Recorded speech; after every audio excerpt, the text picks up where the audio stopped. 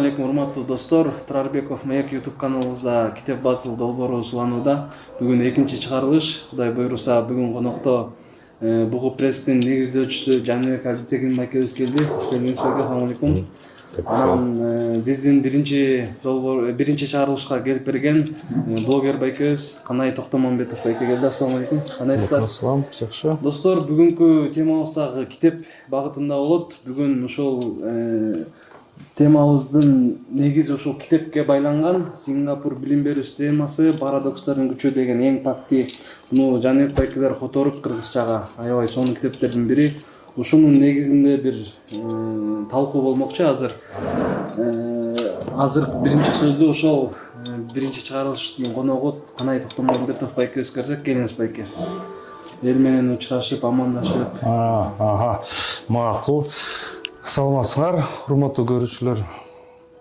Андай эмесе баягы сөзгө өтө берели да. Бул китепке эми алгач сөзүмдү баягы чу дегенде эле айтайын. Биринчиден мына Жаныбек мырзага баарыбыз рахмат айтыш керекпиз да. Себеби бул китеп өткөнкү китептен айырмаланып, чыныгы татыктуу китеп. Ушул китепти англис тилинен кыргыз тилине которуштун өзү эле биздин тилибизге, коомубузга чоң салым. Убагында деле мына биз азыр мисалга айта кетсем, биз азыр кыргыз тили, орус тилинин астында кандай пас болуп атса, убагында ошол азыркы өтө өнүккөн күчтүү орус тили кайсы бир кылымдарда, ошо баягы эле декабристтердин маалында, ал да француз тилинин астында алсырап турган. Ошол малда орустун прогрессивдүү жигиттери өз ара керек болсо француз тилинде сүйлөшчү, керек болсо Мария Ивановна жутем деп сүйлөшчү. Мен сени сүйөм дегенде да француз тилинде айтышчу керек болсо. Ошол малда ошундай Жаныбек окшогон мырзалар орус элинин арасынан чыккандар, кой буну которуш керекпиз деп, ар кандай философтордун, ар кандай немис окумуштуулардын эмгектерин орус тилине которуп атып, ошонун эсебинен орус тили байып, бүгүнкү күндө орус тили бүгүнкү күндүн цивилизациясына, илимине так жооп бере тургандай акыбалда турат. Ошол себептен Жаныбек мактаганга татыктуу. Эми бул китеп тууралуу сүйлөшсөк, бул китепке менин критикам мындай да. Биринчиден бул китепке эмес, биздин коомчулукка дейт элем да, менин критикамдычы. Себеби азыр уруксат берсеңер, өтө кыска илим тууралуу илимге мындай көз чаптырып кетели. Мындан ары бул илимди, бул китепти ачыктаганга дагы жардам болсун да. Мына илим деп атабыз, бул илим берүү системасы тууралуу болуп атат да. Мына илим берүү дегенде биз илимди түшүнүш керекпиз да. Илим деген эмне, илим берүү системасы эмне, мына илим кайдан жаралып чыгып атат? Илим коомдун муктаждыктарынан жаралып чыккан.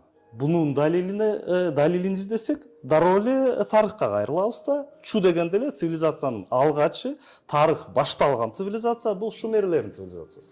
Ошол эле байыркы шумерлер өз ара тиричиликти кылып атып, цивилизация башталды да, бунусу дыйкандары буудай жазып атат, биякта аскер пайда болуп атат, биякта чиновниктер пайда болуп атат, ошо азык затты бөлүштүрүп жана башка дегенде, мындайча айтканда эсеп кысап пайда болуп атат. Ошентип эң биринчи илимдин элементтери пайда болгон. Шумерлерде баягы өзүнүн тростниковый палочкалары менен эсеп кысапты киришкен. Анда азыркыдай математика болгон эмес, үчтүк система болгон. Аны бери карасак, ошол эле Египет жана Нил ташкындап атып, дыйкандардын чек араларын суу жууп салып аткан үчүн, кайра чек араны калыбына келтириш үчүн элдер баягы өзү ара тытышып, кырылышып кетпесин деп. Ошол малдын баягы эмелери, жрецтери, ар кандай чиновниктери ошо аян чыгарууну ойлоп таба башташат. Мындайча айтканда геометрия ошентип пайда болуп атат. Анан кийин тиги байыркы гректерге жетип атат да геометрия. Биринчи ошо Египтен чыгып атат. Жана тиги жылдыздар, жөнөкөй эле элдерди карап келсек, мисалы биз билгендей цивилизацияны жаратпаган, мисалы көчмөн элдерди карап келсек, көчмөн элдерде өзүнүн бир цивилизациясы болгон, бирок биздикиндей эмес да. Аларды карасак, алар деле асманды карашкан. Алар деле бир асманды карап, качан көчкү башташ керекпиз, качан жаз, качан жай дегенде. Кыскасы, илим бул адамзаттын, коомдун тиричилигин жеңилдеткенге арналган кандайдыр бир руханий баалуулук. Эми ушул сөздүн улантып, эми айтып кетели да, бул китепке арналган критикабыз десек. Бул китеп албетте жакшы, бирок дароо эле айтам, бул китеп бизге эч бул системаны бизге эч сунуштоо мүмкүн эмес. Албетте мындай илим катары карасак болот да, бирок биз түшүнүш керекпиз. Биз диктатор чыдабайбыз. Ли Куан Ю диктатор болгон. Бул да баягы либералдуу көз караштын дихотомиясынын бири да. Сингапурду макташат, бирок ошону менен бирге Ли Куан Ю диктатор болгон. Ошону менен бирге биз билиш керекпиз, эмне деген порт турат. Жылына 10 миң кеме өтүп турат Сингапурдун портунан. Бул эмне деген акча. Биз ошону менен бирге түшүнүш керекпиз. Сингапур пайда болгондон бери, мына мамлекет катары жаралгандан бери 2017-жылга чейин Сингапурда Американын инвестициясы 272 миллиард. Ушундай санды элестете аласыңарбы? Мына биздин тышкы карасыбыз 4,5 миллиард деп атабызбы? Аларды 272 миллиард доллар инвестиция кылган Америка. Кечиресиз, мындай акча менен ар бир мугалимге укмуш зарплата коюп койсо, ал мугалим тим эле лүпүлдөп ар бир баланы окутуп берет. Мындай нерселерди түшүнүш керекпиз. Деги эле илим берүү бул коомдук чарбанын кандайдыр бир бөлүгү экенин түшүнүш керекпиз. Ана жөн эле бул система бизге сонун экен, бул системаны ала берели дей бербейчи. Буну айтышарым, ошону менен бирге бир аз мындай критиканы айтып кетейин. Жаныбек мырзага мына айтып атат, сиз интервьюларыңызда айтасыз, Ли Куан Ю тиги Малайзиядан бөлүнгөндөн кийин байкуш аябай ыйлаган, капа болгон. Бул идеалисттик баягы мифтер да, романтикалык көз караштар да. Убагында ушундай эле мифтерди Ленин жөнүндө айтканбыз. Ленин момундай бир устунду момундай бир көтөрүп басып кетип калчу деп. Ушундай эле Ли Куан тууралуу эле бул миф. Ли Куан өзү аты билебиз, Гарри беле, Майкл беле. Кыскасы ал Британиядан окууну бүтүрүп келген, толугу ошо батыштык көз карашта адам болгон. Биягында Индонезия болсо, биягында Малайзия болсо, экөө тең мусулман өлкөлөр. Албетте Ли Куан Ю Сингапурду бөлгөнгө аракет кылган. Жана Сингапур бөлүнүп эгемендүүлүктү алганда Ли Куан Ю өтө сүйүнгөн, килейген портко ээ болгон жердин президенти болот. Кечиресиз, ушул сөктөдө эч кандай ыйлоо болгон эмес.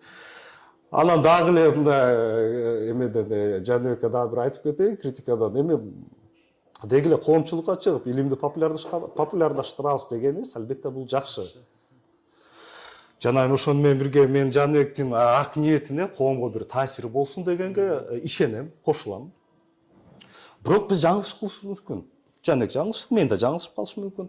Анан мисалы ошону менен бирге мына моякта айтып атат, пилди бир 5 бир үңкүргө салып 5 адам кечиресиз, бирок ар бир нерсени бул илимге тактык керек да. Бул притчаны кайдан алдыңыз билбейм. Притча бар, чын эле Индиянын притчасы бар. 5 сокур илимпоз пилди карап тыянак чыгарышкан да. Анан үңкүргө салып, анан шамды эмнеге жагышкан жок деп мүмкүн буну сиз баягы маркетингге ход кылып жагасагандырсыз. Эми мен деле эч жага деле мындай каршы эмесмин. Кыскасы мен айтарым азырынча ушул дейли. Жаныбекке келиңиз.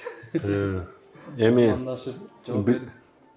Биринчиден биз баягы китеп чыгарганда ошол китептеги айтылган идеялар, ойлор коомго пайда алып келсе, коомдо ушул Канай мырзага окшогон биздин жигиттер, улан кыздар талкууга алса деген ой болот. Анткени сөзсүз талкуулоо үчүн бир идея керек, бир ой керек.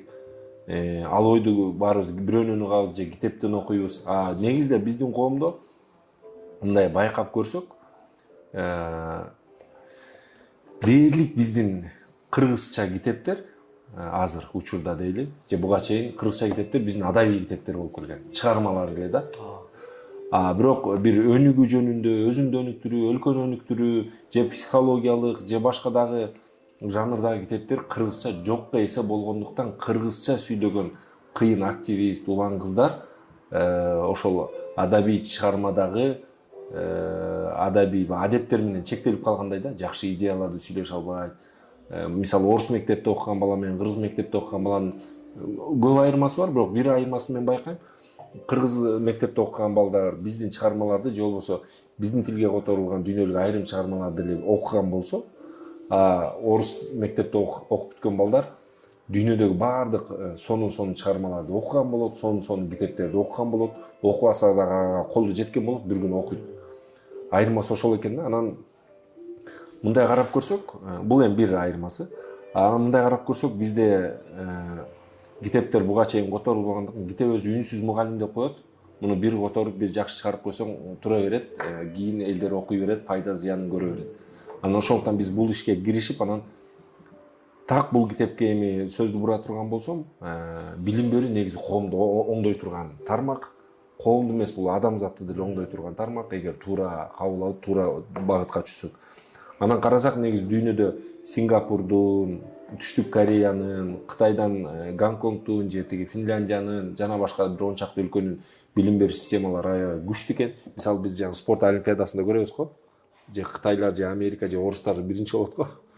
Булар ошондой билим олимпиадаларында биринчилерден болуптур. Анан ушул эң пакти агай деп биздин тил менен айтканда, бул агай ушул китепти чыгарыптыр. Өзү өмүр бою ал жерде жашаган, ата-энеси да мугалим, өзү да мугалим. Анан Сингапур ушундай бир ийгиликке жеткенден кийин бул китепти чыгарыптыр дагы. Анан бул китеп өзү 2017-жылы чыккан. Анан мен билгенден испан, украин, түрк тилдерине эле которулуптур. Анан биз которуп турбуз. Азыр эми канча тилге которулду билбейм. Анан бул китептин дагы бунун ичиндеги идеяларды айткан дагы башка китептер бар. Анан биз өнүгүүгө умтулган коомбуз да, эгемендүүлүк алдык 91-жылы.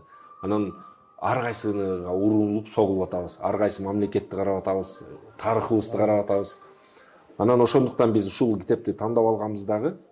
Сингапурда мындагы айтылган идеялар биздин коомго талкууга жем таштасын, мындагы эгер бизге пайдалуу, жакшы дей турган идеяларды эл алсын, жакпаса иргесин, Сингапурдун катасын, кемчилигин көрүп, артыкчылыгын көрүп, ошону алсын деген максат тилек менен которгонбуз. Анан Кудай буйрса биз максатыбызга акырынан жетип атабыз. Эмнеге десек, бул китепти биз чыгаргандан кийин дагы бир агай окуптур. Ноокаттан бир Өмүрбек деген агай, жаңылбасам, окуп аябай жактырып, ал Ноокат району боюнча бул китеп боюнча чоң конкурс болгон, баш байгеси машина депчи. Анан бир жаш мугалим утуп алган. Анан дагы майда барат конкурстар көп болгон. Ал конкурс биздин демилгебиз жок, ал тиешебизде жок. Мен аны кийин угуп атпаймынбы?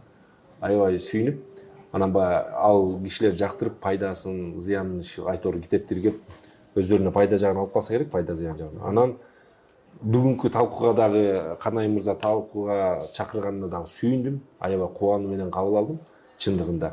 Анан максатыбызга жетип ушул китептин үзүрүн көрүп атканыбызга сүйүнүп, анан биз дагы мейли Сингапурдай болобу, мейли башкадай болобу, өнүккөн өлкөдөй, бирок дал ал өлкөдөй эмес. Ал өлкө эми өнүгүү окшош эле да. Мисалы, ал жакшы чуркайт экен, мен деле жакшы чуркагым келет деген сыяктуу, биз дагы ошондой өнүккөн өлкөлөрдө болсок, башка өлкөлөрдү билсек, алардын жаратылышына эле суктана бербей, кантип өнүктү, аларын билсек деген ниет менен которуп, буюрса, экинчи басылышы да чыккан китептин. Колумдагы экинчи басылышы. Муну бүгүн ошо биздин сиздин каналдын көрүүчүлөрүнө белекке берсеңиз болот. Кыскача ушундай. Канай байке, суроолор барбы? Эми макул, мен кыскача айтып кетейин, же болбосо аны аягында жыйынтайыкпызбы?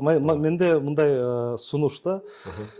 Мен эми бул биз кандай болсо да дебат турабы? Ошону менен бирге өзүбүздүн жаңылышууларыбызды сиз менин, мен сиздин дегендей ачыкташ керекпиз. Эгер ачыктай алсак, анда биз бири-бирибизге баягы ыраазы болобуз да. Эгер сиз менин жаңылышканды ачыктап берсеңиз, мен сизге рахматымды айтам. Жана сиз да ошентесиз деген ниеттемин. Ошону менен бирге дагы айтып койгум келет, илим тууралуу, биздин дебаттар тууралуу. Убагында Байыркы Грецияда илим пайда болуп атат. Эмне себептен пайда болуп атат? Себеби илимге шарт пайда болуп атат. Демократия пайда болуп атат. Адамдар ушинтип ачык чыгып, бири-бирине өз оюн айтканга шарт пайда болуп атат. Жанагы театрларына чогулуп алышып, мындай шешептерин ороонуп алышып дегенде. Анан бирок жөн гана демократия болбостон, ошону менен бирге ал баягы байыркы гректер демостор кулдар болгон да. Мындайча айтканда, чарбалык иштен башы бошогон. Мисалы, көчмөн элдерди калып келсек, көчмөн элдерде кулчулук болгон эмес. Ошол себептен алар чарбадан башы бошогон эмес. Ошол себептен жазуу маданиятына өтүшкөн эмес, ооз эки маданиятта кала беришкен. Мисалы, ошентип дебаттардын баягы түпкү маңызын ишке ашыралы деген аракет кылалы. Мен күнөөлөгөнүм, биздин коомубузду күнөөлөгөнүм. Жана ошону менен бирге өзүмдү да, мына сизди да күнөөлөйм. Мен айтам, биз бул китепти түшүнгөн жоксуз. Себеби бул китепти түшүнүш үчүн илимий инструментарийди куралдан алыш керек да. Кыскача айтканда, тааным теориясы. Мен ойлойм, бул китепти окугандардын 90% түшүнгөн жок. Ошол себептен бул китепти ачыгыраак түшүнөбүз деген аракетте. Мисалы, келгиле мен сизге суроо берейин, ушу менен өтүп кетели. Мына биринчи парадокс деп атат. Өз убагындагы өзгөрүү жана түбөлүктүү туруктуулук дейт. Бул эмне деген? Сиз кандай түшүндүңүз? Мына мен айтып атам, сиз түшүнгөн жоксуз. Бул китепти окуган адамдардын 90% түшүнгөн жок деп атам. Мына менин ушу сизди күнөөлөгөнүмө мына айтып берсеңиз, кыска түшүндүрүп бере аласызбы? Өз убагындагы өзгөрүү жана түбөлүктүү туруктуулук деп эмне жалаң парадоксторунду, жалаң бир антонимдерди кошуп койгон. Мини, супер, ана кыска, узун, жакшы, жаман дегендерди кошуп эле монтип кыла берет. Эмпати. Ушундай бир кызык нерселерди, башкача сөз менен айтканда карама-каршылыктарды парадокс деп атат. Эми ушу эме менен эле айтсаңыз, кандай түшүндүңүз? Кандайча өз убагында өзгөрүү жана ошол замат эле түбөлүктүү. Бул эмне деген келесолук, кечиресиз, андай деген жок да. Же өзгөрөм, же өзгөрбөйм. Анан башты ортуп эле өзгөрүү, анан туруктуулук. Эмне деген баш ооруду китеп? Сиз түшүндүңүзбү? Ооба, мен эми муну түшүндүм. Түшүнсөз, мына кыска айтып берсеңиз. Кыска айтып берсем. Эмне деген? Бул өз убагында өзгөрүү, бирок туруктуу кандай эле? Өз убагында өзгөрүү жана түбөлүктүү туруктуулук. Бул биз баягы өзгөрөт десе эле, такыр эле мисалы ага окшош болом десе, баарыбыз эле ушу а өнүгүп атыптыр, аалар укмуш экен десек, биз ошондой болуп калып атпайбызбы? А бул жерде булар айткысы келип аткан нерсе өзүнүн иденттүүлүгүн жоготпой туруп, өздөрүн жоготпой туруп, бирок өзгөрө билгенди айткысы келип атат да. Мисалы, Сингапур ооба, мейли батыш баалуулуктары дейбизби, же өнүккөн өлкөнүн баалуулуктарын үйрөнүп атат, бирок ошол эле кезде өздөрүн жоготкон жок да. Алар өздөрү менен сыймыктанат, өздөрүнүн мисалы бизде карасаңыз, азыр биздин коомдо мисалы бир жакшы нерсени, идеяны угат, анан ошондой эле болуп калат дагы, өзүн унутуп калып атат да, өзүн сыйлабайт, өзүн ушу нерсени айтып атат деп ойлоп атасызбы? Макул, анда бул сөз мындай китептин үзүндүсү. Өзгөрүүнүн кадырын даана сезүү үчүн адам реалдуулуктун карама каршы келген түшүнүктөрдөн турган катмарларынын баардыгына кучак жая билиш керек дейт. Бул эмне деп атат? Кечиресиз. бул эми Бул сиз айткан нерсеге тиешеси жок. Бул башканы айтып атат. Эмне деп атат? ал кайсы бетте экен? Жок, ал бетте эмес, мына болсо мына менин моң жери менен окуп койсоңуз болот. Мына өзгөрүү деп атат. Ушуну эле окуп койсоңуз болот. Сезүү үчүн адам реалдуулуктун карама каршы келген түшүнүктөрдөн турган катманын баарына кучак жая билиш керек. Бул эми эмне деп атат? ким кандай көз карашта болбосун, баары менен диалогко бара билүүнү, баары менен диалогко келе билүүнү. Баягы сеники жарабайт болду, сен кыскасы башың иштебейт, андай эмес. Диалогко ачык болгонду айткысы келип атат да. Ошондо гана өзгөрө билет. Антпесе бизде радикалдуу турдуу эле бул болбойт, бүттү, сен адам экенсиң, айбан экенсиң, же сеники жарабайт, каяктагы идеяны айтып атасың деп биз кайсы бир адамдын оюн жокко чыгарып салбай, баарын уга билип, ошого кучак жая билүү деп атат да өзгөрүү. Чындыгында деле өзгөрүү ошондой болот да, анткени Кандай болот өзгөрүү? Мисалы, жабык коом болот, ачык коом болот. Анан эгер ошо ачык коомдор батыраак өнүгүп, жабык эл, ачык эл дегенде, анан адам бирөөнү уга билсе, жок дегенде мен укчу дейт го. Психологдор эмне үчүн угат? Психологко келген киши Жок, баарын уга берсек башыбыз айланып калат. Баарына уга берсек, анда кандай чечим чыгарабыз? Муну эми баарын Анда кантип приоритет чыгарабыз? Бул айткандын сөзү ишке жакыныраак болуп атат. Бунун айткан, буну да уктук, буну да уктук, буну да уктук. Ушуну буну ишибизге жакын болуп атат. Буну бизге кереги жок деген приоритетти анда кайдан чыгарабыз? Биз эми ошо жана сиз илимге басым жасап атпайсызбы? Ошол коомго керек нерсени илимпоздор же коомдун алдыңкылары, коомдук ишмерлер, саясатчылар. Жок, бул китеп эмпати ал жөнүндө айтпайлы. Анда эмнеге тиги эмени айтып атат, кечиресиз, агып келаткан суу жөнүндө эмне мисал келтирип атат? Молекулалар менен агып келаткан сууга дамбаны куруп койсок, молекулалар менен молекула түшүнбөй калышы мүмкүн, дамбаны куруп салганыбызды деп атат. Бул эмне жөнүндө айтып атат? Бул айтып атпайбы, ошондой дарыянын сыртынан карасаң, аябай жай бараткан, тим эле чуңкуп түшкүң келет да. Бирок дарыянын ичинде бизди эмес килеген КамАЗды агызып кете турган бир күч бар. Эгер ошо биз өзгөртүүдө биз жанагы ошо дамбаны коюп койсок, суу бияка бурулат дагы. Аны кайра суу сыртынан караганда биз бурдук, максатыбызга жеттик, бирок ичинде молекулалар кайра чаржайт болот деп атат. Эми бул эмнени айткысы келип атат? Бул жерден мен эмнени түшүнүп атам? Баягы өзгөрүүдө кээде ошо баардыгынын ою эске алынбай калышы мүмкүн да. Кээде айрым баардыгынын оюн эске алыш керекпи? Баардыгынын оюн эске алса, максималдуу жанакы молекула каршы чыгат дамбага. О, сөзсүз да. Анда эмне кылыш керек анда? Бул жерде эми коомго туура келген, пайда алып келген нерселерди жасай бериш керек. Анткени баары бир идея. Эмне коомго пайда? Арасында нааразычылыктар болот го. Сөзсүз да, эми ал ар бир коомдо бар, көпчүлүк жеңет. Бул табигый нерсе, мурун деле жеңип келген, азыр деле жеңет. Көпчүлүк. Демек көпчүлүк илимдин акыйкаты, туурабы? Азыр биздин коомубузда көпчүлүгүбүз биз мондай жашайбыз десек, анда ошондой жашап кетиш керек экенбиз. Ошол туура жок да, бул ошондо. Анткени мисалы биз деле тарыхты азыр окуп көрүп, социализмди жээрип атпайбызбы? Мисалы, айрымдары жээрип, жек көрүп ушунчалык. Бирок ал кезде деле ошол баягы макул болбой качкандар болгон да. Азыр деле өзгөчө идея менен жашаган кишилер ошондой экен да, эгер коомдо идеясы менен макул эмес болсо, качат экен дагы, өзүн дербиш сезип тоонун башына чыгат же чет өлкөгө көчүп кетет экен. Бул эми ушул реалдуулукту биз кабыл алганды үйрөнүшүбүз керек. Кээде мага деле көпчүлүктүн ою жакпашы мүмкүн, бирок көпчүлүккө айла жок макул болобуз. Жок, көпчүлүктүн оюн угуу, бул азыр бул кеп азыр бул жөнүндө эмес. Макул, мен айтайын. Мен айтып атам, сиз түшүнгөн жоксуз деп атам. Ошону менен бирге көп ушу китепти окугандар түшүнгөн жок деп атам. Себеби бул китептин биринчи айтып атканы мына өзгөрүүнүн кадырын түшү деп аткан. Бул сөздөрдүн баары кайсы жерде айтылган? Бул өзгөрүү жөнүндө маселе болуп атат. Ааламда, болмуштагы өзгөрүү жөнүндө. Бул өзгөрүү жана карама каршылыкты эң мыкты адамдын илиминде, тарыхында немис классикалык окумуштуу, классикалык философиянын өкүлү Гегель ачыктап чыккан. Ал аны айткан диалектическое противоречие деген. Мындайча айтканда имманентное противоречие. Тарыхта буну эң биринчи Эфесский Гераклит айтып чыккан. Бир дарыяга эки жолу кире албайсың деп.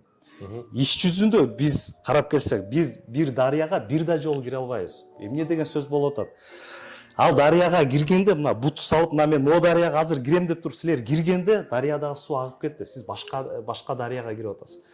Бир кадам жасады, экинчи кадам жасаганда да ал башка дарыя, суунун молекуласы агып кетти.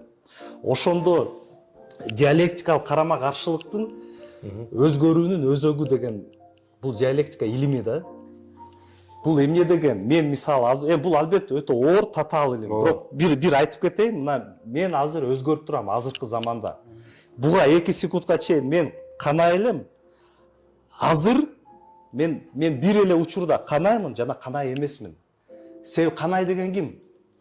Канай деген мына мондай киши дейсиз. Бирок 1 секундтан кийин эле мен бир сөздү айтып эм. Мен өзгөрүп кеттим. Мен бир эле учурда канаймын, ошол эле учурда канай эмесмин. Түшүнүп атасызбы? Ушул бир нерсенин, Гегель айткан имманентное противоречие. Ушул нерсенин ар бир предметтин өзүнө ичиндеги болуп аткан карама каршылыктардын эсебинен өзгөрүү болуп турат. Мисалы, могу кашыкты деле алып келсек, бул деле ар бир секунда сайын өзгөрүп турат. Көзүбүзгө бирдей көрүнгөнү менен ичиндеги молекуласы өзгөрүп турат. Менин колум тиер менен гана, менин колумдун кожа менен бул молекулалар биргелешип, кандайдыр бир өзгөрүүгө душар болду. Болмушта ар бир нерсе өз ара байланыштуу жана тынымсыз өзгөрүү болуп турат. Ушул нерсени Эмпати өз сөзү менен айтып атат. Ал Эмпати ачык айта албайт, бул Гегельдин диалектикасы деп. Антпесе мүмкүн буну иштен алып салышат. Ошол үчүн ушундай сөз менен айтып атат. Эми ушул эле сөздөрдү силер биздин улуу адам, тарыхыбызда улуу адам Жусуп Абдрахмандын күндөлүгүн карасаңар, Жусуп Абдрахманов ал да ушул сөздөрдү жазып атат. Бүгүн туура деген нерсебиз эртең жаңылыш болуп калышы мүмкүн деп. Эмпати көп жолу айтып атат буну, туурабы? Бүгүн ийгиликтин жолу эртең тиги каталыктын жолун алып келип калышы мүмкүн деп. Бунун баары диалектиканын мыйзамдары, мындайча айтканда философиянын мыйзамдары. Бул нерселерди толук кандуу түшүнмөйүн, бул китепти толук кандуу түшүнүш мүмкүн эмес. Ооба, ошо эми кийинкисине өтөлүбү? Макул. Сизде суроо барбы? Жок, менде суроо жок, азыр уланта берем. Бул китепти ушинтип эле талдап чыксак болот да. Мына экинчи парадокска кирели. Бул ушу 4 парадоксту диалектиканын мыйзамдарын парадокс деп туруп ушинтип айтып берип атат да, эмпатия. Баягы жашыруун диалектиканын мыйзамдарын пропаганда кылып атат, мындайча айтканда.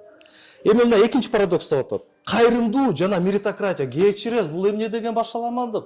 Бир жагынан меритократия, мына угармандарга айтып кетели, меритократия бул татыктуулардын ишке келиши, үстөмдүгү татыктуулардын.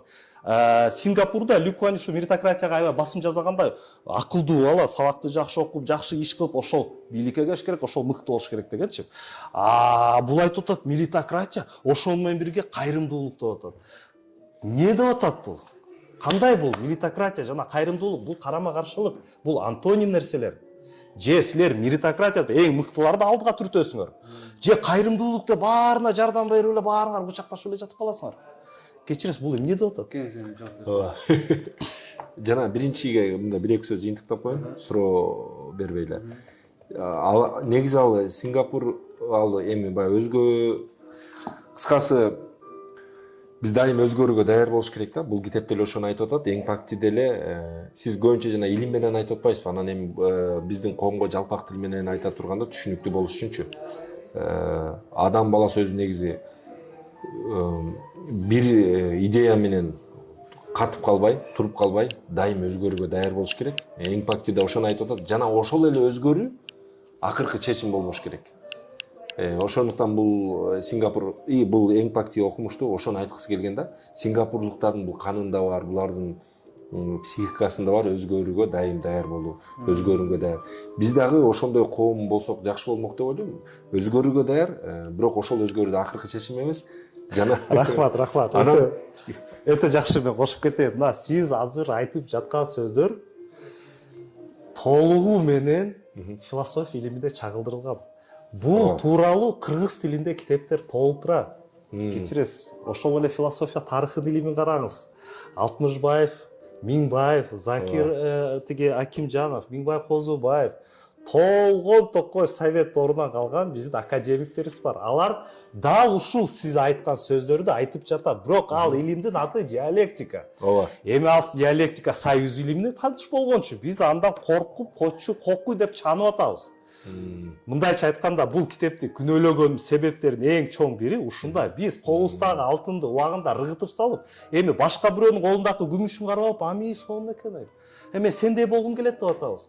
Бул якта жазылган бүт жанакы парадокстор биздин китептерибизде аң баары кыргыз тилинде да которулган. Толгон токой ачыктап жазып чыккан. Өзгөрүү деген эмне? Сиз айтып атпайсызбы? Ар дайым өзгөргөнгө даяр болуш керекпиз. Ал эмне деген сөз? Ал ааламыздагы өзгөрүп жаткан объективдүү реалдуулукка биз өзүбүз ан сезибиз менен чогуу өзгөрүп туруш керекпиз. Ошондо түшүнүп турабыз, эмне өзгөрүш болуп атат, кандай аракет кылыш керек экенбиз. Бунун баары таным теориясынын проблемалары, маселелери. Бирок айтып коеюн да. Эми экинчиге өтө берсек болот. Кайрымдуулук менен меритарияны айтып бергизчи. Кандай түшүнүп атасыз? Бул антонимдер, бул жөнөкөй карама-каршылык. Меритократияны менин жеке оюмда кандай коом болбосун биз оңой менен жое албайбыз. Анткени бул жалпы адамзатка жакпаса дагы айрым адамзаттын бир бөлүгүнө жагат жана аны улантып кете берет. Кул кийин хан болсо деле кулга ээ болгусу келет да. Жеке маңызындачы. Эгоизм. Человеческий эгоизм. Аны оңой менен кетире албайбызбы? Андай адамдар чыга берет, ага каршылар деле чыга берет. Ошентип келип биз ар кандай коом болуп бир коомду түзүп атпайбызбы? Анан баарыбызды бириктирип турган ошо жалпы мыйзам, тартиптер, эрежелер, мамлекет болуп, анан ар кимибиз ар кандай ой менен жашай беребиз. Анан биякта деле ошо меритократияны бул өзү чыгыш эли, негизи чыгыш элине көбүрөөк таандык го бул нерсе. Албетте ар бир элде болгону менен азыр учурда ал элге көбүрөөк таандык болуп, анан бул ошону жое албагандыктанбы айтор. Атында аябай жакшы коюптур да булар. Кайрымдуу меритократия депчи. Бул түшүнүп атасыз да, бул деген мужественная женщина дегендей эле да. Ушундай карама-каршы сөздөрдү мындайына чабыштырып койгон, анан сладко соленая деген сөз да. Ошондуктан айтып атат да. Ошол себептен бул эң пакти жөнөкөй адам эмес. Bunday сөздөрдү, жындыкан сөздөрдү бекеринен минтип кошпой эле. Ошо келгиле ачыктап көрөбүз. Эмнеге ошентип атат? Ошондуктан дагы китептин аты парадокстордун күчү болуп атпайбы? Ушундай парадокс болгон үчүн биз балким күчтүүбүз дейт. Ошондуктан Финляндиянын билим берүү системасына окшош эмеспиз дейт. Биз ушунубуз менен өзгөчөбүз деп. Булардын деле өзгөчөлүгү ошол заманбап баалуулуктар менен улуттук баалуулугун айкалыштырып, анан сиз айткандай карама-каршы парадокстор пайда болуп, анан ийгиликке жетип калып атат. Анан ошондуктан эң тактчуларды жазып чыкса керек. Эми биякта кайрымдуу меритократия деп эмнени айтып атат? Мисалы китепте мисал келтиргенде айтып атпайбы, эгер бир биз Сингапурдун жыйынтык кыйындыгын мисалы PISA билим берүү экзаменден көрүп атабыз. Жалпы ала турган болсок, биз биринчибиз дейт. Бирок мисалы бир класста 2 бала окуйт, экөө тең 50 балдан алды, биз жеңдик дейт. Кокус бир бала 100, экинчисин ойласа, ал бала калып калып атат дейт.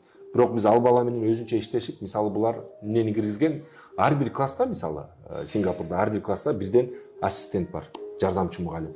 Биздин тилде аны соцпедагог деп койсок болот. Ал соцпедагог, баягы элге түшүнүктүү болуш үчүн, ал соцпедагог мисалы бир күнү ошол класста кыйын оккан балдар кете берет алдыга, артта калган окуучулар менен ата-энесине барып, өзү менен жеке сүйлөшүп, ошол классты алдыга тартып,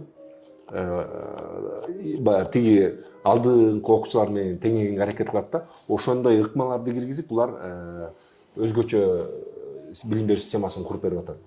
Бизде эле эмнеге антсек болбойт? Мисалы бизде деле 30-40 бала окуйт биздин мектепте, класстарда. Бирок ошого бир мугалим.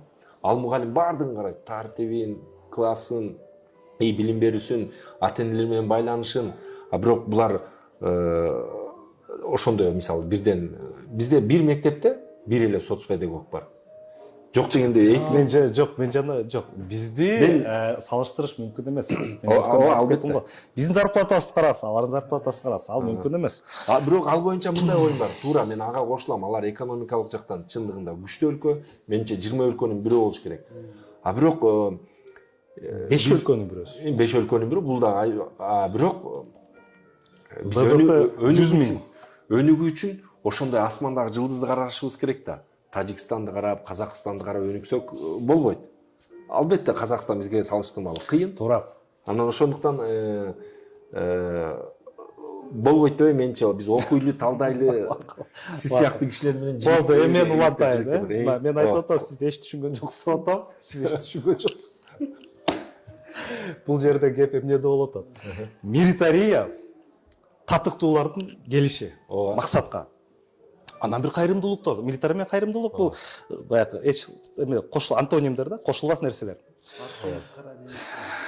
Бул айтып атат, биз милитария кылдык дейт. Ошону менен бирге мыктылар алдыга чыгып кетти. Эми жөнөкөй да балдарыбыз бар да. Баары эле акылман эмес, алар артта калды, стресс калды. Эми бирок аларды да артта калтырбастан, аларга да бир кайрымдуу мамиле жасайбыз деп атат.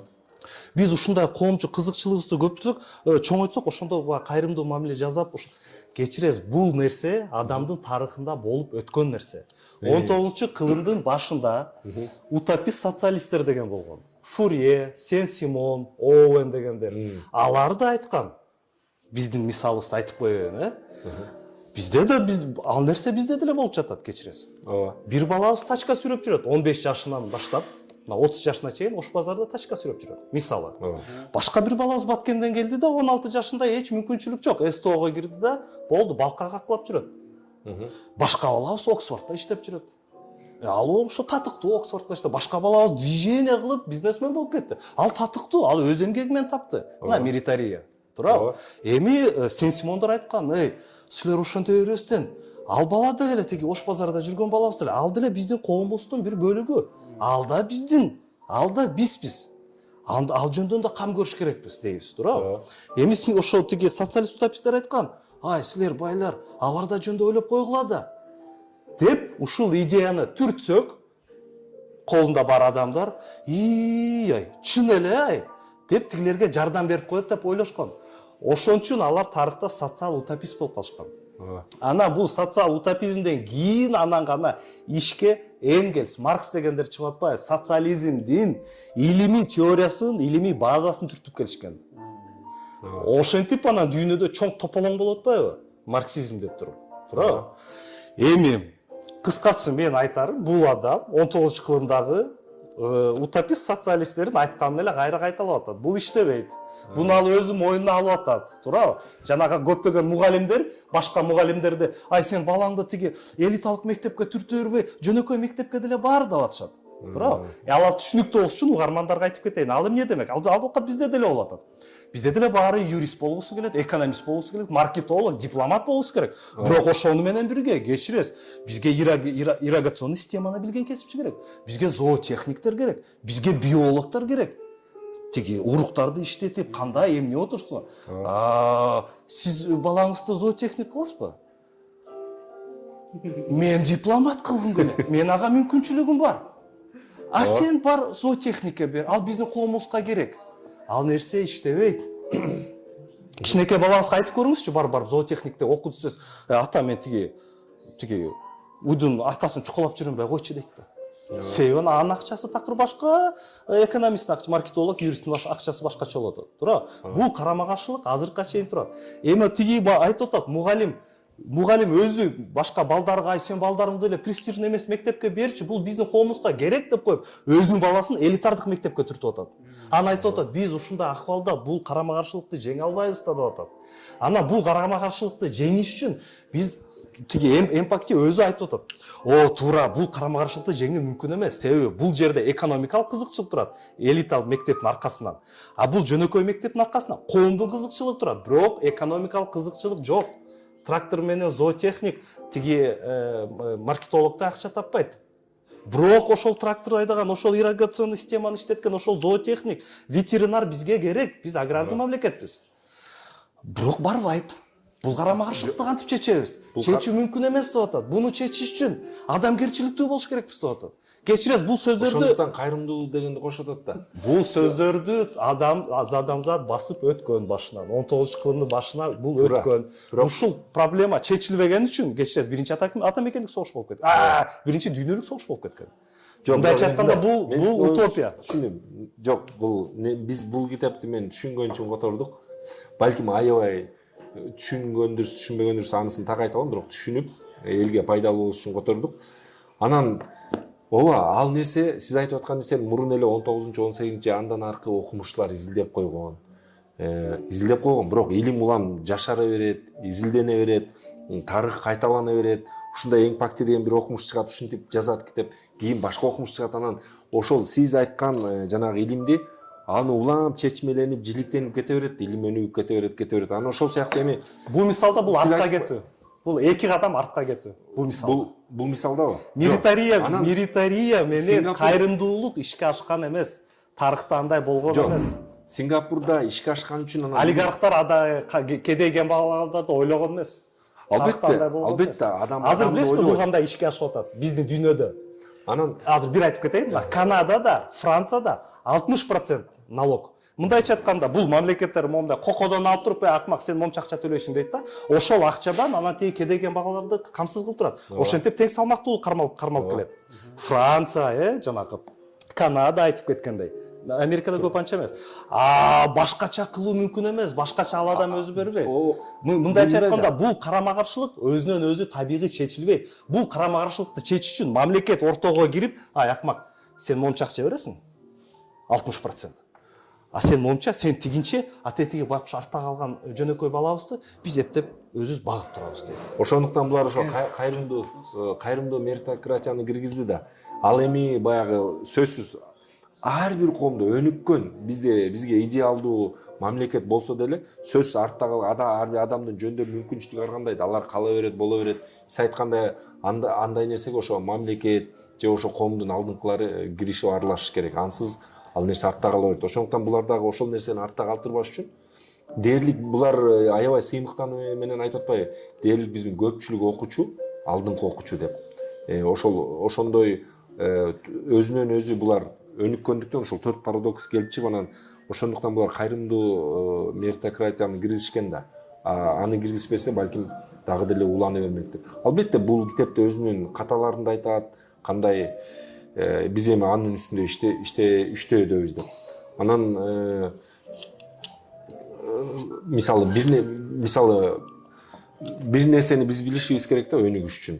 Биз өнүгүш үчүн, өнүкпөө үчүн шылтоо издебей, өнүгүш үчүн шылтоо издешибиз керек. Менимче бул Сингапурдан бизге керектүүсүн үйрөнүп, алып калышыбыз керек, керексин таштап салышыбыз керек. Анан албетте бул мурун биздин жана сиз айтып атпайсызбы, диалектикада кыргыздар, биздин философтор, Алтымышбаев деген биздин аябай кыйын философ агай бар. Алардын эмгектеринде чагылдырылган, бирок ар бир нерсеге пропаганда керек да, ар бир нерсеге улам чыгып жаңыланып туруш керек. Тилекке каршы ал нерселер чыкпай калды. Демек аны дагы чыгарышыбыз керек экен да. Демек диалектиканы пропагандалаш керек. Албетте ар бир укмуш идея пропагандаға мұқтаж да, алаңсыз элге жайылбайт. Рахмат. Макул, келе мына 3-чү парадоксту карабыз. Бул да абдан кызык. Борборлоштурулган алыстатуу деп. Билбейм, орус тилине которсок централизованный сепаратизм дейбизби, эмне дейбиз, билбейм. Орусчага которулган эмес да, ошо. Жок, ошо билбейм. Алар көрүп мугармандар үчүн айтып атам. Жок. Борборлашуу, анан алыстатуу бул кандай, кечиресиз? Бул что за ошондуктан кота собак болот атпайбы же? Собак, эмне? Пёсакот болот атпайбы? Темаларды атайын коюп тур да. Айтам го, бул эмпати өзү өтө билимдүү адам. Ошол себептен өнүгүүнүн өзөгүсүн түшүнгөн адам. Ошол себептен карама каршылыктардын кагылышуусун, карама каршылыктарды чечүү менен өнүгүү болот деген сөзүн ушул китепте түшүндүрүп бергиси келип атат. Биздин философтор диалектикада 1-2-3 бет менен түшүндүрүп берген нерсени бул бир китепке чаржайып, чоюп түшүндүрүп берип атат. Өзүнүн бар современный тили менен да, эми. Биякта булар мындай кылганда, булар баардык директорлорду, мектеп директорун бизде мисалы жанагындай шайлоо экзамен аркылуу дайындаса, биякта билим берүү министрлиги дайындайт экен. Алар башынан эле сиз айтып атпайсызбы жанагындай. Бирөө агроном болгусу келбейт, экинчиси болгусу келет деп. Булар башынан эле жана мыкты 11 класстын бүтүрүүчүлөрүнүн арасынан дагы бүтүрүүчүлөрүнүн арасынан 3/1 бөлүгүн жакшы мыкты окугандардын 3/1 бөлүгүн мугалимдикке алып калат экен дагы. Анан ошонун арасынан эле ошол кезде эле мектеп директорлугуна даярдап, үйрөтүп, окутуп, чокутуп, анан кийин билим берүү министрлиги мектеп директорлорун өздөрү дайындайт экен. Бирок мына борборлоштуруп атат да, дайындап. Бирок ошол эле убакта ар бир директорго чыгармачылык эркиндик, мектебин кандай иштетет, кайсыл багытта алып кетет. Бизде баягы гимназиялар ошондой го. Ошону директордун эркине таштайт экен дагы. Анан ошол эле баягы директорго көп укук берип атат да. Анан мен айтайын дедим мындай. Айткым келген ушул да, мисалы бизде Сингапур айтып атат бул. Мамлекет билим берүүдө негизи реформада мамлекеттик башкара азыраак болуп, демократия көбүрөөк болуш керек деп атат. Анан ошондуктан булар ар бир директорго эркиндик бергендиктен билим берүүсү алдыга чыкты деген ойдомун да. Булар ушул ыкманы колдонгон. Макул. Мына мен дагы бир жолу айтып атам. Сиз түшүнгөн жоксуз. Бул мындай деп атат да, биз билиш керекпиз, окуучулар, көрөрмандарга айтып келдилер да. Сингапурда жердин баары мамлекетке таандык. Мектептин баары мамлекетке таандык. Мугалимдер окууну бүтүрөр менен сага жумуш таап берет. Ооба. Бул эмнеге окшошуп атат? Биздин социализмге окшошуп атпайбы? Биз 70 жыл ушунча жашап келгенбиз. Кечиресиз. Окууну бүтөөр менен болду, сен таяк барып мугалим болуп иштейсиң. Каракөлдөгү таяк кыштак бар, ошо кыштакка барып мугалим болуп иштейсиң. Анан тиги барат, моюн сунат да барат, мисалы.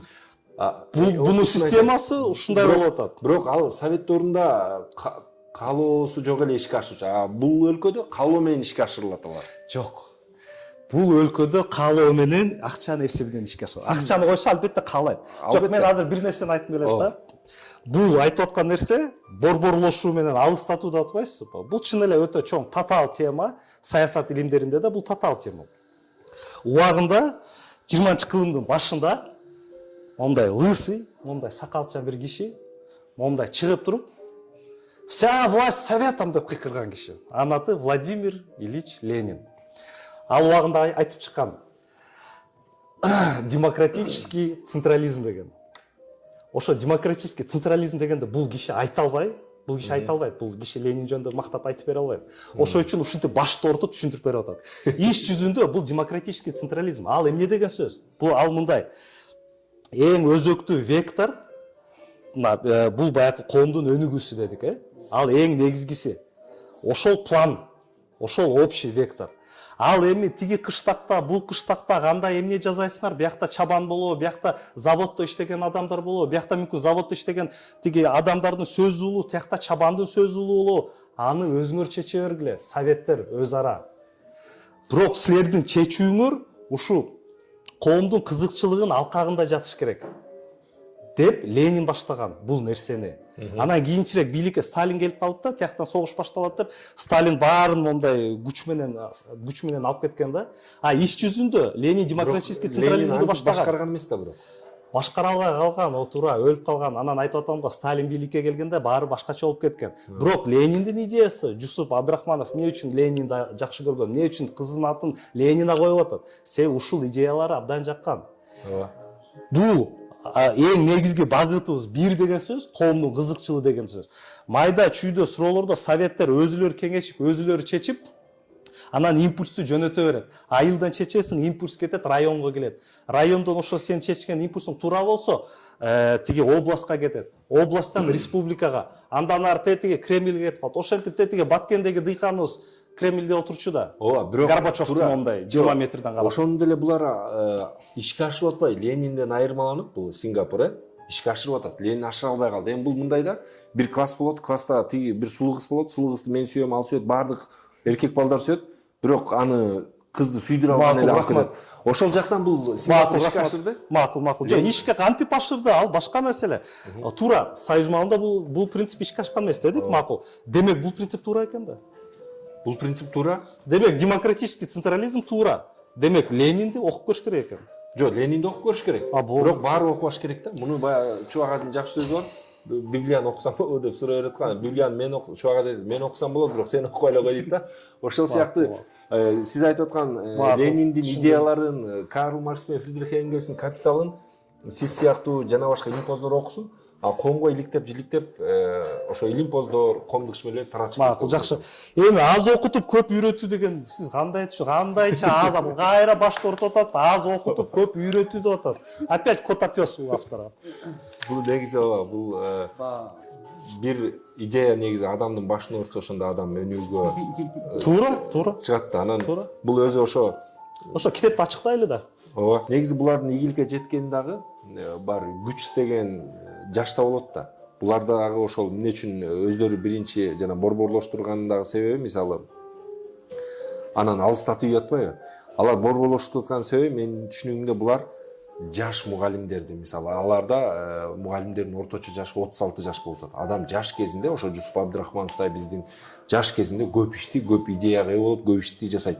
А улам карган сайын баарыбыз эле мокой баштайбыз. Анан булардын ошо жаш мугалимдерди жумушка алып, анан аларга эркиндикти берип атат, эмгөнүктүр деп. Жана борборлоштурган алыстатсын, ушул мисалды айта алам. Ал эми бизде ошентсек жакшы болмок. Ал эми тиги 4-чү парадокска келсек, аз окутуп көп үйрөтүү. Аз окутуп көп үйрөтүү. Бул көп кайталоо адамды мокотот деп атпайбы? Баягы мурунку биздин билим берүү системабыз боюнча үйдөн окуйсуң. Сингапурда кандай? Алар үйгө тапшырма берилбейт да. Албетте тапшырма берилет, бирок мындай кандай бардыгын ошо мектептен окуйт, түшүнөт, тапшырмасын да аткарат, анан үйүнө кетет. А биякта ошол баланы кечке кыйнабай, аз убакыттын ичинде ошо көп нерсени үйрөтүүгө жетишип калуу. Ошо менен булар аз окутуп көп нерсени үйрөтүп калууга ошону айткысы келип атат да. Негизи булар бирок муну менен күрөшкөндө булар дагы деле кыйналып атат. Анткени булар ошол баланы көп кыйнап коюп, бул бизге келатат акырындарчы, өзгөчө Бишкек шаарында бул аябай күч алды. Булардын балдары кандай? Мектепте окуйт, мектептен кийин ийримге барат. Айтор бала бош эмес да. Бала балалыгын менен өмүр сүрө албай калып атат. Ошондуктан булар келгиле аз окутуп көп нерсени үйрөтөлү. Көп нерсени үйрөткүсү келип атат, бирок баланын өзү балалыгы менен жашаганга убактысы калбай калып атат деп атат. Булардын жана бизде бардыгы Facebook'та ызычы болуп турат, булар ошо Twitter'ге жазып коюптур. Билим берүү министриби же бир саясатчысы тиги балам деген каникулда эс албай калды, бүт эле тапшырма аткарып деп. Ошого реакция берип, булар ошондой парадокстарга барууга туура келип атат. Макул, анда бир айтып кетейин. Бул парадоксто, бул чынында эле парадокс, бул деле тиги окшогондой парадокс. Бул эмне дегенде Сингапур эмнеси менен мыкты? Бул интерактивный сабактарды жөнөтөт. Кичинекей бала сабактарды кылат. Кичинекей балдарды түшүндүрүүдө эле баягы стандарттык форма, традиционное образование, Ооба. Ал балага суроо берет, мына мондай формула дейт.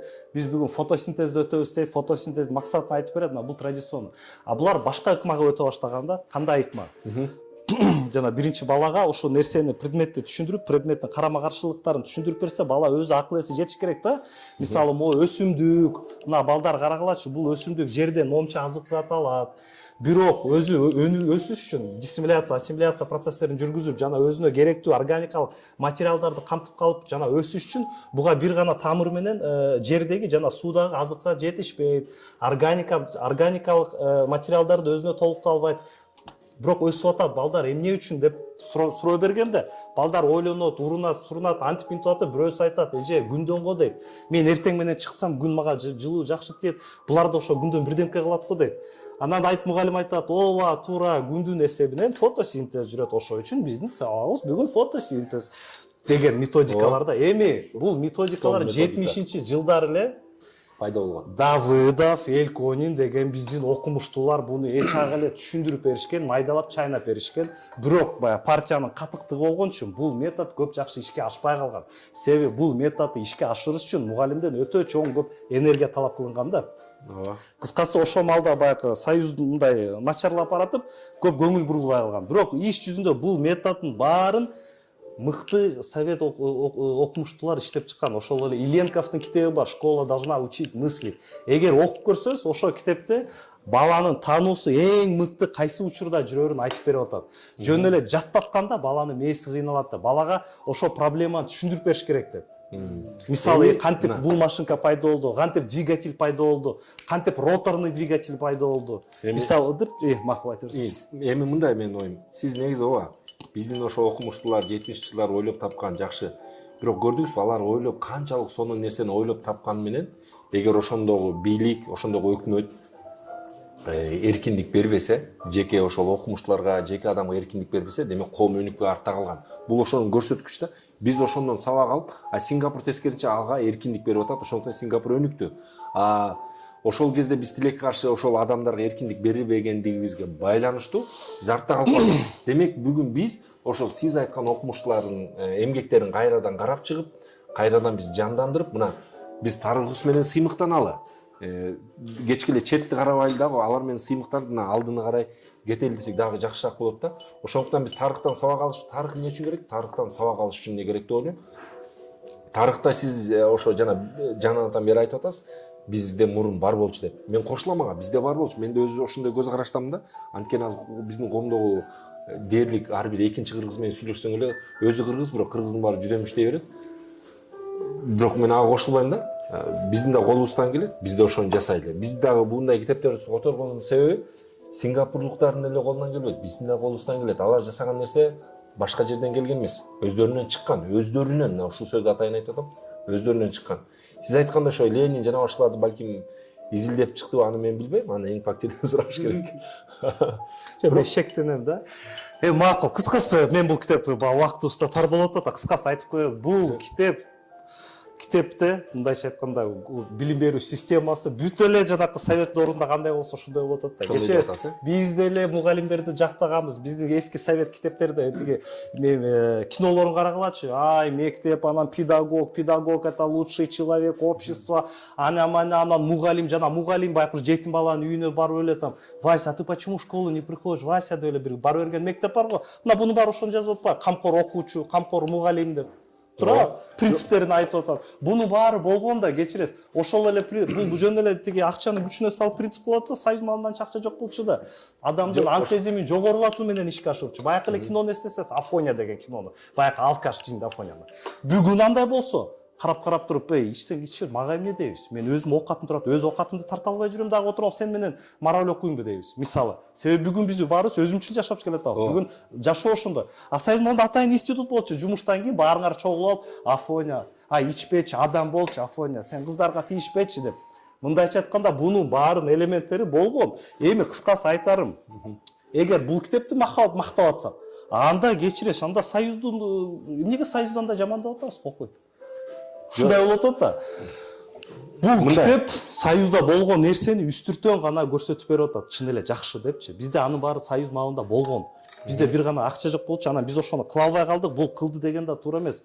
Бул акчанын эсебинен кылып атат. Биз союз малында адамдын жогору ан сезимин яккылуу кыла алды дешкен. Жок, союз малында акча жакшы болгон. Кылашкан жок албетте. Союз малында менин оюмча акча жакшы болгон, акчанын баарын ал кездеги ошо башкарган топ, элита, акчанын баарын ошо пропагандага эле кетирген да. Союз маалында ошол Кечиресиз, эмне бул үчүн жакта азыр пропаганда жокпу? бар. Биякта пропаганда жок. Бул айтып атпайбы? Мугалимдерге, Мисалы, булар айтып ата-энелерге атат. түшүндүрүш керекпиз деп Сингапурдачы? атат. Коомдун кызыкчылыгын түшүндүрүш керекпиз деп атат. Сингапурда эң көп акчаны, бюджеттен эң көп акчаны армиядан кийин эле билим берүүгө жумшайт экен. А союз маалында эң көп акчаны пропагандага жумшачу. Жок. Эң көп акчаны пропагандага Гонка жумшап. вооружение болчу, гонка. Жок, ооба. Жок, ошол. Аскерге жумшат. Албетте, Сингапурда эле биринчи армияга жумшат, анан билим берүүгө. А Советтер Союзу акчаны албетте, аны айтпай деле койсок болот. Түз эле ал талашсыз армиясына жумшаган, армиядан кийин эле пропагандага жумшаган. Армияга жумшаган. Сизде андай статистика жок, сиз аны айта албайсыз.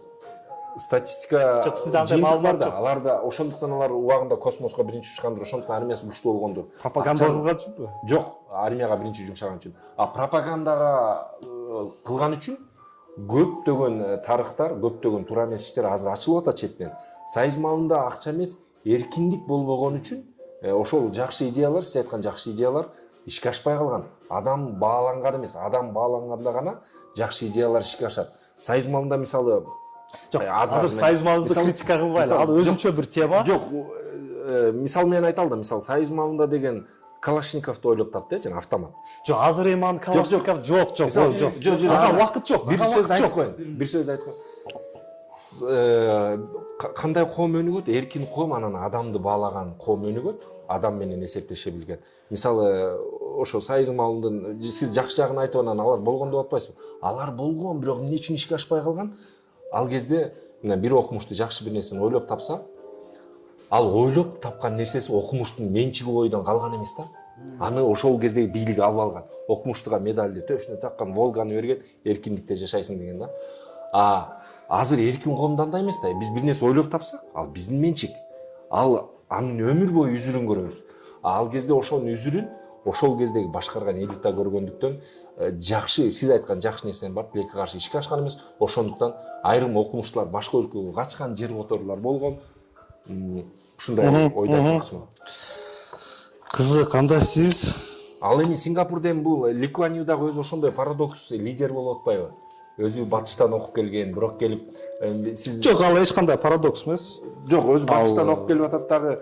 Анын өзүнүн саясаты болгон, ошол саясатын ишке ашырган. Бирок өзү диктатор болуп атат. Бирок Сингапур көп ошо либерализмди жактаган окумуштуулар деле Сингапурду мисал келтирбейт. Алар мындай айтышат да, Сингапурдун ийгилиги Сингапурга эле таандык дейт да. Башка анын ийгилик формуласы башка өлкөгө жарабайт. Мына сиз айткан нерсенин эсебин өнүктүрүп бул мамлекет Сингапур карама каршылыктарга келип атат. Ооба. Милитария. Сиз айтып аткан нерсе милитария. Союз маалында милитократия болгон эмес. Баарыны теңдеп салган. Ошондо коом мындай жалпы болуп жашай берген, мисалы. А бул жерде мына азыр окуйын, түшүнсөз, ушул сөздөрүндө бунун ушу эмеге болгон мамилеси да. Кайсы бет экен? Мына 218, мына уксаңар эме. Айланаңдагы ата-энелердин баары кабагын кашым деп чуркап аябай көп экен да. Ушулса мындай да, ийгилик деген көп нерсени билдирерин баардыгыбыз эле билебиз. Бирок баары бир ага талпына беребиз. Экономикалык кызыкчылык айтып атат, жакшылыкка баары бир талпына беребиз деп атат. Эми себеби баалар, сыйлыктар жана байлыктарды сезе алабыз. Байлыктарды сезе алабыз. Туурабы? Биздин денебиз бар да. Эми деп атат. Чене алабыз, сезе алабыз. Кайрымдуулук жана адамгерчиликти анте албайбыз да деп атат. Бул китепте эң пакти сиз айтып аткан моделдин эң өсүп өткөн чокусуна отуруп алып айтып атат, ай, бу менен коомдун проблемасы чечилбейт экен. Мыктыларыбыз мыкты болуп кетти, жакшы. А бирок жөнөкөй элдерибиз артта калды да, жөнөкөй элдерибиз кор болуп атат. Буну кантип чечебиз, башыбыз айланып атат деп атат. Жок. Буга экономикалык кызыкчылыкты бербесек, анда бул милитократия ишке ашпай коет. Качан анда иштебейм деп коет. Антпесек өнүкпөй калабыз. Ошол үчүн экономикалык кызыкчылык бериш керек жумушчуга. Ошондо эң мыкты жумушчу болом деп, баягы акча табам деп иштейт. Бул нормалдуу нерсе. Бирок ушул нерсе кайра эле баягы кризиске алып келип атпайбы? Мына эң пакти айтып атат. Буну кантип чечебиз? Бул карама каршылык эмгиче чечилбей атат деп жазып атат. Сиз билесизби, теңсиздик Сингапурда кандай? Бангладештен жаман. Акыркы рейтинг боюнча 155 мамлекеттин ичинен 147-орунду ээлеген. Эми мындай да ар бир адам жөндөмүнө жараша өзүнүн жашоосун түзөт, жашайт. Анан өзүнүн жашоосун жакшы болсо өзү Жок, Жаныбек, биз бул китепти окуган адам катары бул нерсе иштебейт, сиз айтып аткан нерсе. Мына бул айтып атпайбы, меритократияны ишке ашырдык, бирок проблема чечилген жок. Баары кыйындарыбыз алдыга чыгып кетти. А жөнөкөйлөрүбүз артта калды. Эми ошо жөнөкөйлөрдү да ойлош керекпиз да. Ошол үчүн кайрымдуулук деп атабыз деп айтып атат. Жок, мисалы ислам дининде деле байлар кайрымдуу болсо, ошо кайрымдуу болсо, коом ошондо өнүгөт деген сыяктуу. Биякта делечи бул китептин уникалдуулугу мынтип айтып атат да, эң пакти могу башында айтат. Биз эмне үчүн муну ишке ашырдык?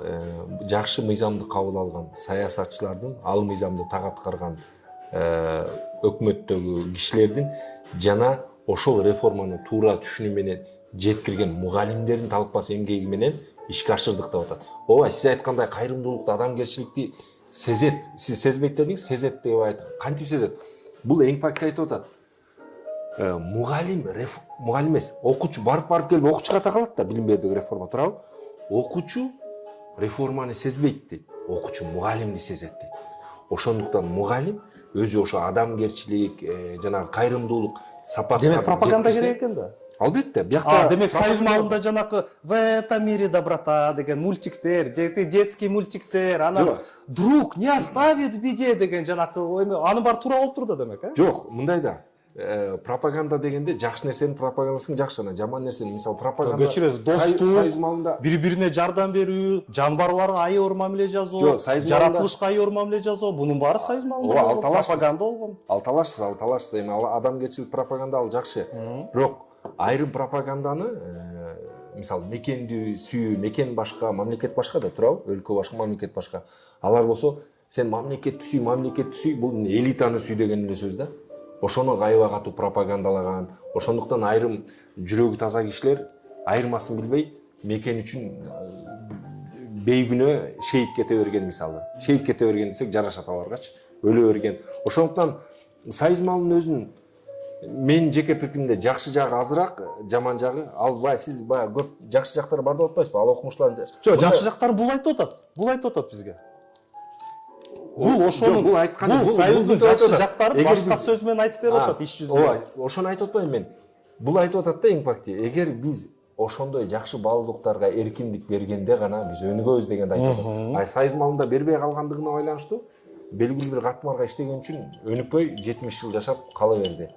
Азыр алар укмуш болсо, анда азыр алардай жашайлы деп кайсы бир мамлекеттер чыкмак да. Тилекке каршы аларды ечиген мамлекет менимче жок. Макул. Сиздин мага сурооңуз барбы? Менин суроом мындай. Жок. Сиз эмне үчүн мен менен бул китепти талкуулагыңыз келди? Бул китептин маңызын ачыктап бериш керек. Ошол себептен талкуулап атам да. Жооп бердиңиз, Ооба, албетте. Рахмат, анткени биз командабыз менен максатыбызга жеттиктирбиз деп ойлойм. Анткени мен мисалы бул Канай мырзаны таануучу да эмесмин. Анан демек бул китепти окуп анан ушундай толгонуп, түйшөлүп, өзүбүздүн тарыхыбызда да болгондугун айтып, анан ошону дагы элге түшүндүрүп бербейлиби дегени мага абдан жакты. Биздин негизги максатыбыз деле ошол болчу, Сингапурдай болгула деп эч кимди биз кыйнабайбыз, чакырбайбыз. Өзүбүздөй калалы. Мына мындай жери бар да. Анан башка суроо айта бериңиз. Мына айтып атат, 11-чи бөлүмдө билим берүү реформаларында эң маанилүү нерсе келечек муундун жаркын жашоосу үчүн өзүн курмандыкка чалууга даяр болгон азыркы муун дейт. Албетте. Биякта мындай кыйынчылыктар өтүптүр да. Булар эмнеге курманчылык? Эмнеге курманчылыкка чалыш керек экен? Бизде азыр мындай парадигмада жашабайбыз. Биздин бүгүнкү парадигма, мен өзүмдү да жыргатам, элди да жыргатам деген парадигма. Бул айтып атат, курманчылыкка чалыш керек деп атат. Эмнеге курманчылыкка чалыш керек? Эмнени айтып атат? Анткени жакшы нерсеге биз курманчылык чалмай жетишпейбиз. Баары бир бирөөбүз курман болобуз да, бир жакшы нерсеге жетиш үчүн. Мисалы, булар кантип курман болуп атат? Булар ушундай реформа кылалы деп атат. Анан бизде реформа кылалы десе кое туруп пилоттук долбоор кылалы, бир аймакка көрөлү дей берет го. Булар анткен жок. Биз реформаны баштайлы деп атат. Анан жарым айтып атат. Реформаны баштасак, эски мугалимдер кандай болуп атат? Мисалы, бир мисал менен айтайын. Булар келе билим берүү системабыздын тили англис тилдүү кылалы дейт.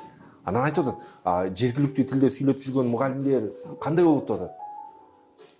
Булар болбой эле анан ага кирет, алар дагы ошол тилде үйрөнө берет, бирок алар дагы ошол карган киши болуп калганда, алар дагы ошо англис тилде үйрөнүп, аларды жокко чыгарып, мектептен чыгарып салбай, акырындык менен ошол нерсеге өтүп кеткен да. Азыр бүгүнкү күндө аякта билим берүү системасы англис тилде болуп калды толук. Анан андагы жакшы окуу китептери дүйнөнүн ошол эле Американын кайсы бир штаттарында, Казакстанда ал китептер окутула баштады. Көрдүңүзбү? Курманчылык кимди курманчылыкка чалышты? Жергиликтүү тилде сүйлөгөн мугалимдер курманчылыкка чабылып кете беришти. Жок, эми андай курманчылык, ар дайым боло берет. Жок, биздин бирок бул айтып болбойт атат да, атпайбы? өзүн курманчылыкка салган деп. Биздин коомдо болбойт атпайбы бирок?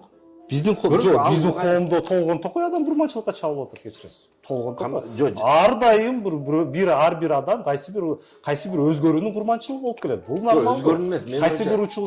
Кайсы бир учурда толгон токой философиядан мугалимдер бар болчу. Философияны сабаган кыскартты да, ал мугалимдер курманчылыкка чабылып кетти. Өмүр бою философияны изилдеп, кийинки жаш муунга мына мен философияны кыргыз тилине котордум, эми мен лекция окуйм деп, монтип келатса, реформа деп туруп философияны кыскартып салды, ал курманчылыкка чабылып кетти.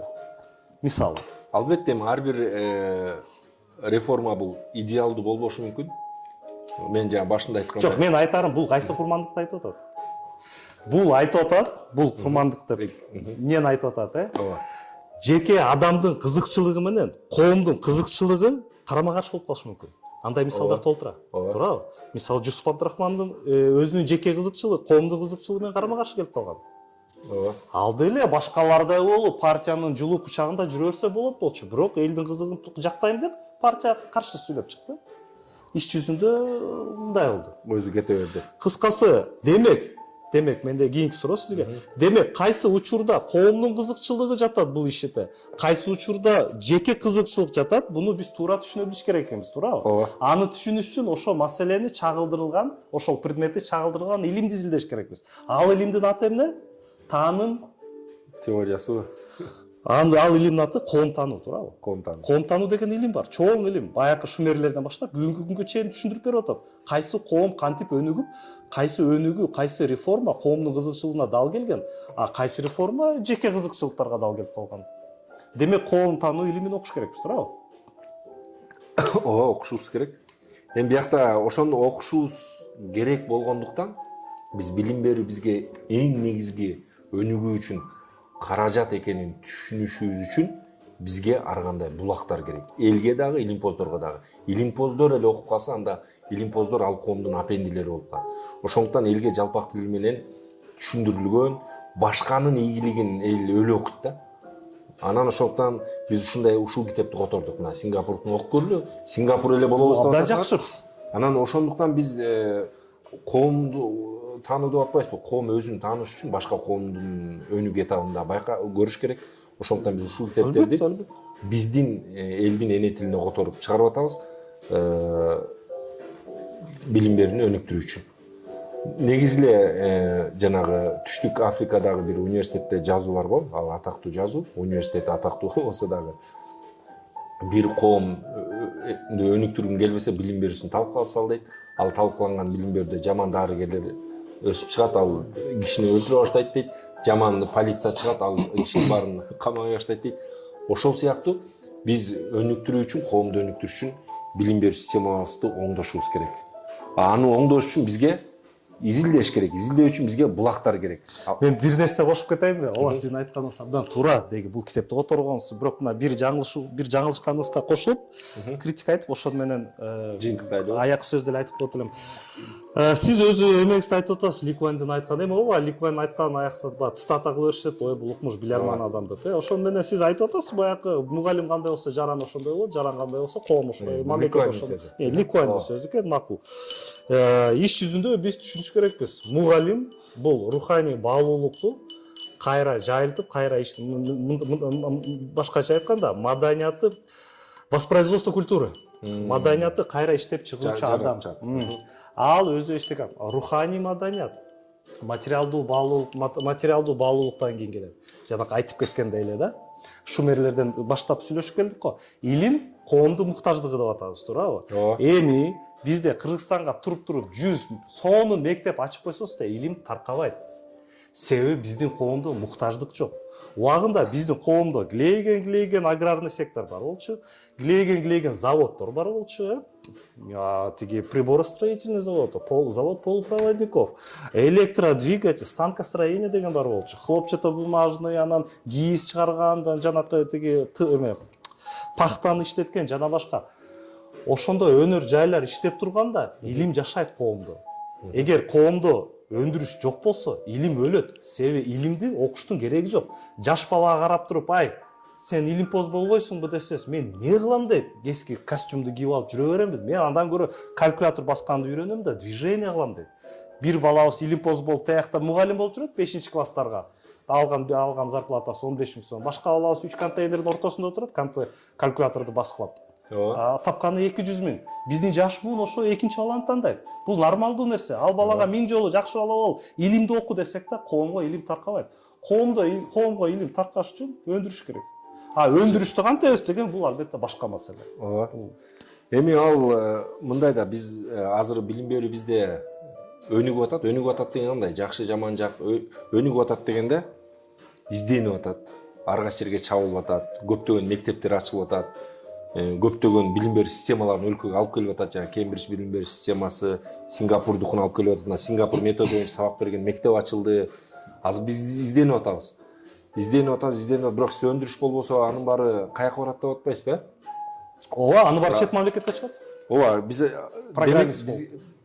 Ар бир иштин бир натыйжасы болот да. Биз биякта билим берүүнү өнүктүрө берсек, анын баары балким биринчи муун чет мамлекетке чыгат. Экинчи муун өзүбүздү өнүктүрөлү деп чыгат. Ошондуктан биз билим берүүнү өнүктүрө беришибиз керек. Туура. Жана ошондо гана биз ийгиликке жетебиз деген ойдомун. Муну эми баары ошондой ойдо, муну кимдер утат муну? Баарыбыз эле балким теорияларды жана ыкмаларды билишибиз мүмкүн, бирок муну аткарган, жасаган гана коом утат. Ошондуктан биз сиз экөөбүз менимче коомду чакырып кетели, билим берүүгө көңүл буралы, билим деңгээлибизди өстүрөлү, өзүбүздү унутпайлы, өзгөрө билели. Ошондо гана өнүгөт. Ошол эле Ликуанин сөзү менен аяктагым келет. Ал жанагы эл Мугалим кандай болсо, эл ошондой болот. Эл кандай болсо, өлкө ошондой болот. Биз ошондуктан мугалимдерибизди барктайлы, аларды баалайлы, жакшы мугалимдерди өстүрүп чыгалы. Алар кантип өстүрүп чыккан? Ошол бизде эң мыкты окуучунун баары башка жака кетет да, анан эң начарлары тилекке каршы мугалимдикке тапшырып калып атпайбы? Мамлекет ошо мугалимдикке баш иштеген, мектепте кыйын окуган окуучулардын жок дегенде Сингапурга окшой 1/3 бөлүгүн алып калса, ошону камкордук алса, мектепке жөнөтсө, мына жакшы балдар өсүп чыкса, аны бар акча да кечиресиз. Бул айтып атат го, экономикалык кызыкчылык эң күчтүү деп атат го. Бирок биз акчабызга жараша канча бир мугалимди даярдасак болот да. Анткени бизде менчик мектептер ошол мисалды көргөзүп берип атат. Бир канча кыйын балдарды даярдап, олимпиададан жеңип берип атат. Ошондуктан мамлекеттин баардык бүтүндөй өзүнүн аймагындагы мектепке алып жетпесе дагы белгилүү бир өлчөмгө, белгилүү чөлкөмгө алып жетет. Ошондуктан ошону кыла бериш керек да, өзүнө жараша. Мисалы Сингапурдан көрдү, биз Сингапур мындай кылды, биз мындай кылалы, Финляндия мындай кылды, тигиндей кылалы деп баштасак жакшы болот. Бул китептин максаты ошол силер да баштагыла деген сөз да. Анан сиз бул мындай идеянын карама каршысы, ушул идеяны жактырбай коомго талкуу жасап жана эски нерселерди кайра ортого козгогонуңуз мага чындыгында жакты.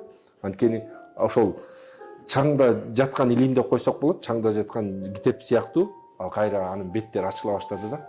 Бул жакшы нерсе.